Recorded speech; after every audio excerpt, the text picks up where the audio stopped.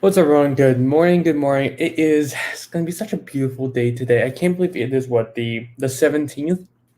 August has just completely flown by, but I wanted to take the time today to talk about how to repurpose content because I think a lot of creators and a lot of brands and businesses go through so much, I wouldn't say hassle, but go through so many, you know, ways to make content that we often forget the other side of that, which is once you've made something in the digital world, especially, you can repurpose it. You can take that video, that text, that image, you can repurpose that for other pieces of content, whether that's different graphics, different text, different campaigns, whatever that is. We're going to talk about that today. We're going to go with, you've already created, let's say, 30 days worth of content, or you have at least 30 pieces of content, because that makes this whole process a lot easier, because you have to have something. So you have not created content, maybe this is a great call to action for you to actually go out and start creating content, because then you can go through this process of repurposing it. I've done that a lot. Last week was one of those weeks where I was not making as many videos that I wanted to, but I was still posting my videos, and that's purely because I already had a repository built up and a lot of videos that I know have done really well. And I can go about the process of implementing a little bit of a different take on that, maybe an updated thought process, maybe a different, takeaway from that video, whatever that is. We're going to talk about that today. But like I said, you have to have at least a little bit of a baseline of understanding of, or not understanding, but a little baseline of content, whether that's articles, videos, images, whatever that is. Repurposing matters. And if you watch this and you harness the power, you can easily double, if not triple, the amount of content that you're putting out there with very little work. Because it's hard to go create. I always tell people it's hard to create the asset. It's easier to change the asset. That's why, especially for authors, and I'm going to sidetrack a little bit, but I think there's a lot of value in that. And that's especially why in writing a book, they tell you focus on actually just putting all your thoughts onto paper and then edit. Because if you keep going back and editing throughout the process, you're never actually going to get anything done. So, like I said, if you have content, this is the perfect live for you. If you do not, definitely make sure to take these notes, so when you actually do have that content, you have a framework to actually cut up those pieces of content into different mechanisms. So first, let's go with the almighty, I call it the almighty video. So as you guys have known and seen, I'm a huge fan of video. That's one of my favorite go-tos, whether it's lives like this, whether it's pre-done videos, whether it's TikTok videos or LinkedIn videos, whatever that is. I love video. What that does for me is a couple of things. One, it is the closest thing I can get to actually have a real conversation with someone. Because think about it, if I go to a networking event, there's so many more senses. You can, see me. You can see my body movements a lot better. You can, gauge with my voice. You can hear what I'm saying and what I'm not saying, and how I'm feeling about certain things. You just have a better understanding of who I am and what I'm doing. But that gets lost when you go on video, and especially during quarantine, I think a lot of people have understood that you can't just stop networking, right? I think so many more people are using the live features, whether on LinkedIn or Instagram, Facebook, TikTok, whatever that is. So many people are using live, and I love that. But you can't replace the real physical thing. With that being said, video, like I'm saying, is my favorite, because what you can do, besides being the closest thing in the content game to actually having a real conversation with someone, is you can then break that video up. Because what a video can do for you is a couple of things. The video itself can, in a sense, be posted on every single platform, and the captions that you go along with each video can change.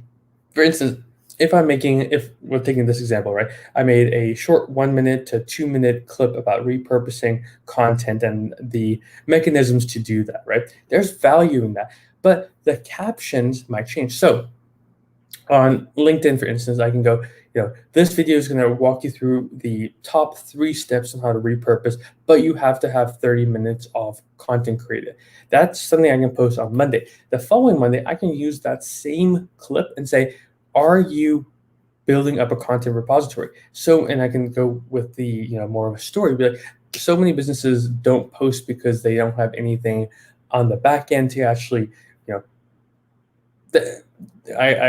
me change it. I can tell a story about, why most businesses actually do not post is because they just don't know what to say. And that's not their fault. They just didn't prepare for that moment. So that same video, I could just change the text and even change the thumbnail if it's something like a YouTube channel, and I can have a whole different piece of content out there. Now, with that being said, the actual text, the supporting text, if it's very thoughtful and value added, you can then take that and you can actually implement that piece of content as text for Twitter, for LinkedIn, for Facebook. You can do it on Instagram, but what you could do is maybe take a snapshot of that video. Let's say it's me going like this.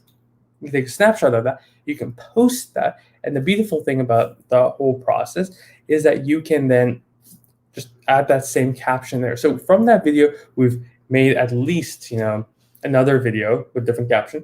Taking those two captions, made two more. So you're up to four. I think four.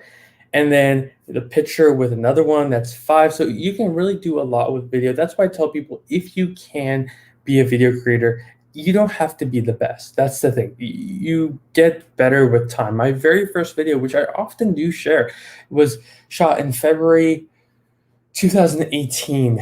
And I remember that day swimmingly. Was it 18 or 17? I think 2017. I think so. I can check, but something like that. Whatever that is, I remember that. And the video then, the person I was on camera then, is not the same person that I have today. Like, I used to be my first live, I was frightened. I got on there for maybe 10, 15, 20 seconds, and I got out because I was like, oh, I wasn't ready for it. But with that being said, you get better with each passing day. Each time you just get a lot better with that. So why does this matter to you with video? From that one video, we were able to create many, many more pieces of content, at least 5 or 6 from that video. Now, can you do the same thing with text? Yes. However, you're limited to the actual creative that you can do. So let's say you don't want to do video and you want to do just an article. That's perfect. Articles are fine. What you can do with that is kind of the same approach. You can change the picture. So you can go to websites like Pixel. Let me grab that real quick so people know what I'm talking about. I'm a visual person, so like, boom. And then you can't post on LinkedIn. We're streaming to Facebook, YouTube, and LinkedIn right now, but I can only post on Facebook and YouTube from that one. So I have to do YouTube or LinkedIn with the other one. But anyway, so you can go to Pixels and get a image. Let's say you're writing a blog about cooking in COVID-19 or something like that. You can find great cooking pictures and you can do a blog with that. The next thing, you can grab another picture and you can pull out again the top 3 or 4 key takeaways. Maybe it's a recipe. Maybe you say COVID-19,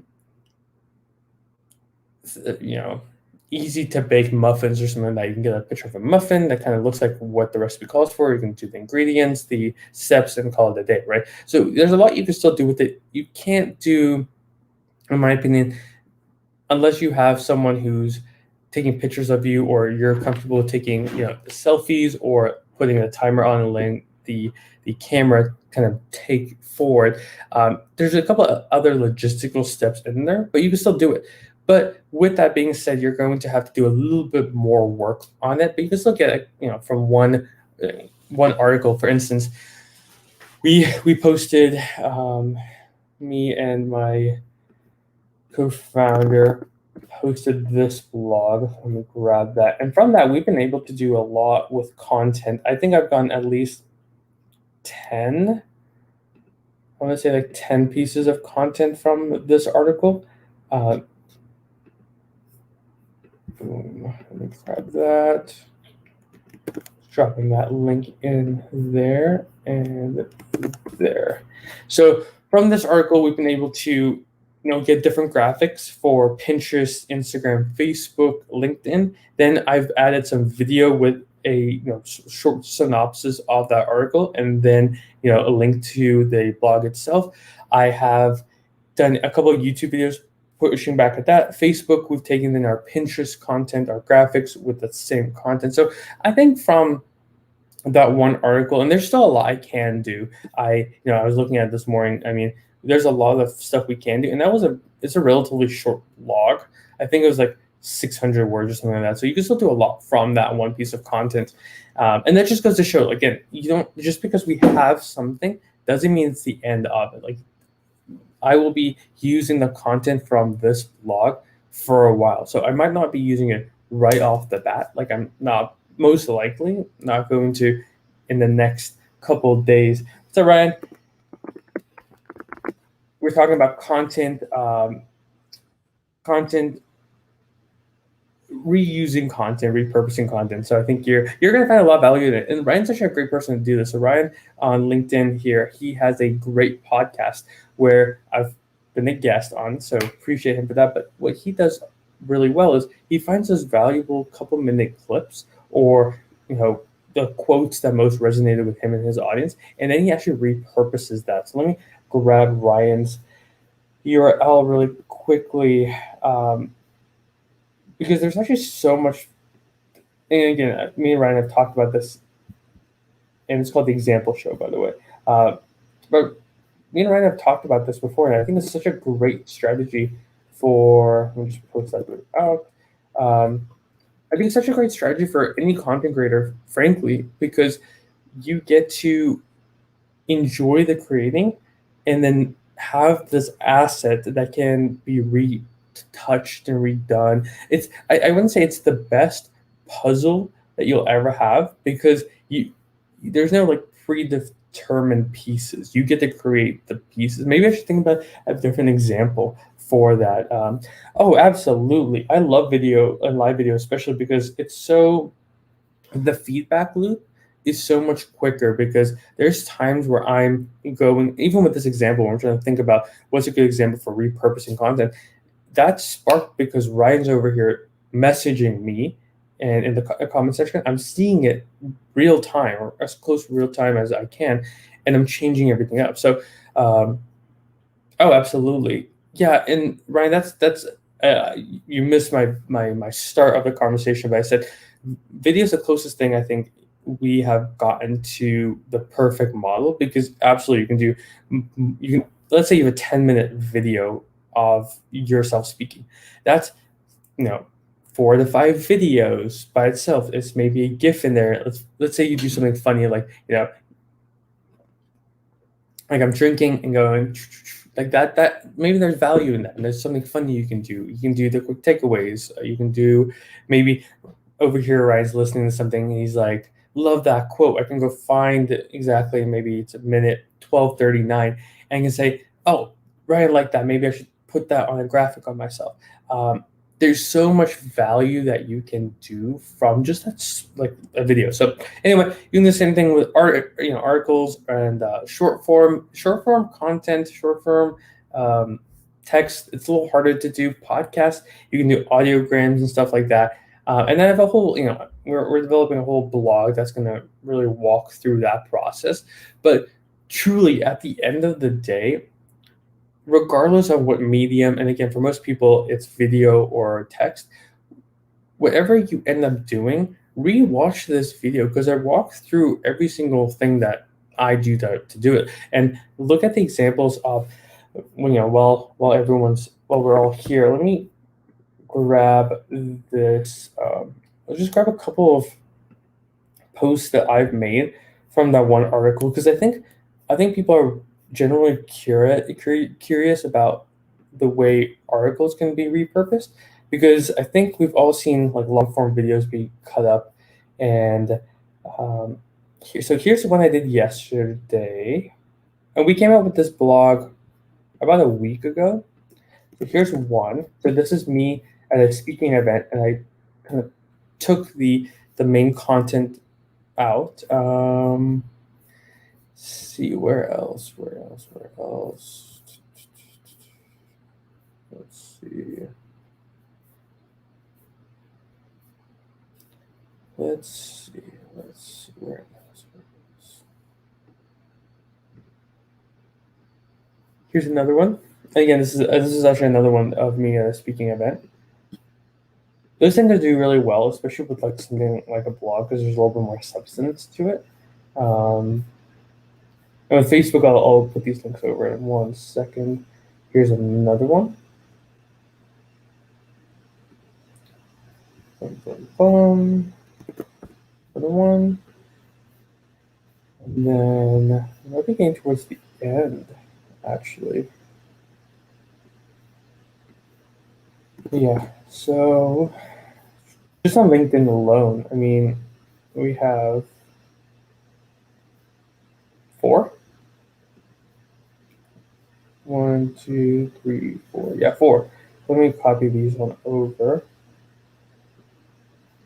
Oh, that's not gonna work. But anyway, that's the way to do it.